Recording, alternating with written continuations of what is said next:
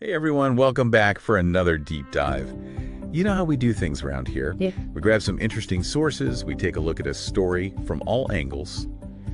And today we're looking at the kind of the dark side of fandom, I guess you could say. Yeah. Fandom gone wrong. A little bit of a tough topic today, but It is. very, very important. Yeah. And very relevant to a lot of us. You know, we all have our things we get excited about, but when that excitement kind of boils over. Yeah. That's what we're looking into today. And to give you a little bit of background, we've got some sources about a tragic incident that happened at the premiere Oh, wow. of Pushpa 2, The Rule. Okay. And just for context, this is a film starring Alluarjun, who is a huge name in Telugu cinema, Tollywood as it's known. So, I mean, we're talking a big, big star. Huge. Yeah. And unfortunately, at this premiere, a woman actually lost her life. Oh, gosh. And her son was critically injured. So that's kind of the setup here. And the question we're really digging into today is, how did the excitement of, you know, a movie premiere turn deadly? Like, how do we even process that? What are the factors at play here? Yeah. And that's what's so fascinating about this kind of story is that fandom, it can be so joyful. You know, it's connecting with something that you love. It gives you a sense of community. Totally. But, you know, when you look at it from another angle, there's also this primal kind of instinct almost that can be triggered in crowds, you know, that we see. Right. So it's not just about like excitement for the thing itself, but there's almost this like, I don't know, survival instinct that kicks in. Well, think about it, right? You're in a tight space, everybody's buzzing with anticipation, everybody's excited to see this one person, and then all of a sudden, there they are. Right. You know, and on top of that, you know, you've got the crush of people, you've got limited oxygen, you know, if somebody trips, it creates this domino effect. Oh, yeah. And this is something, I mean, there's research on this, it's called crowd crush, you know, and it really highlights how quickly what should be a festive atmosphere can turn into something really, really scary. Absolutely. And, you know, getting into the specifics of what happened, our sources described the scene at the Santia Theater in Hyderabad as just electrifying. You know, fans have been waiting years for this sequel, and the energy was palpable. And then when Alluarjun actually arrived, chaos just erupted. Oh, wow. Leading to this stampede. I mean, and I think what's really really striking here is that we've seen this before, right? Oh, absolutely. Like, this isn't an isolated incident. I mean, it's a pattern. This is a pattern, yeah. I mean, you think back to, you know, the Who concert back in 1979 in Cincinnati, where, you know, 11 people lost their lives. Yeah.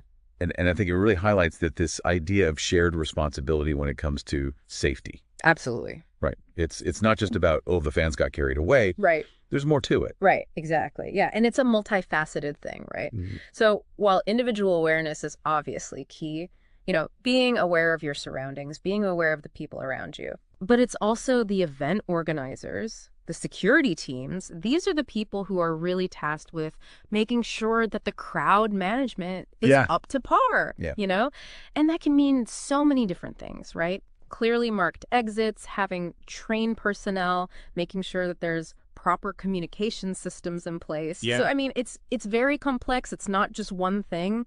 And when you see it done right, it's really amazing. Like, if you look at something like the Hajj pilgrimage, right? Right. Millions of people gather there safely. And it's because of these really meticulous plans, these really thought out strategies. That's a great point. It's almost like they've kind of, you know, learned from past tragedies and said, okay, we're going to take, you know, every precaution we can. I mean, that's something that, you know, hopefully any large gathering is thinking about. Absolutely. But, you know, some people would argue, and this is where it gets tricky, that celebrities themselves bear some responsibility here too, right? Yeah. It's like you have this huge influence, you have this huge following. What's your take on that? Yeah. I mean, that's a really complex question, right? Yeah. Because it's kind of unrealistic to expect one person to be able to control thousands of fans, you know? Sure. I mean, that's a tall order for anyone. Right. But I do think that celebrities have the power to at least influence the environment. Right.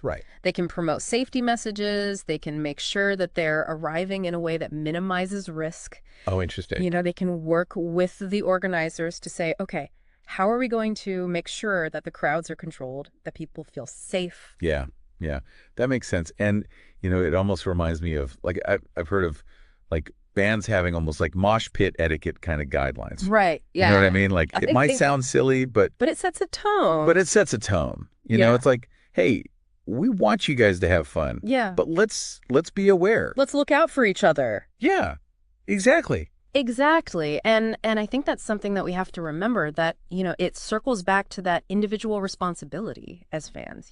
We all get so excited and so caught up in the moment that sometimes we forget to step back and ask, are we putting ourselves at risk here? Are we putting other people at risk? Right. So it's this balance, right? It's like, on the one hand, we want to enjoy these experiences. They're incredible. Yes. But on the other hand, we have to be mindful. Absolutely. And that's the key. So what's the takeaway here? In this world of, increasingly intense fandom, how do we strike that balance?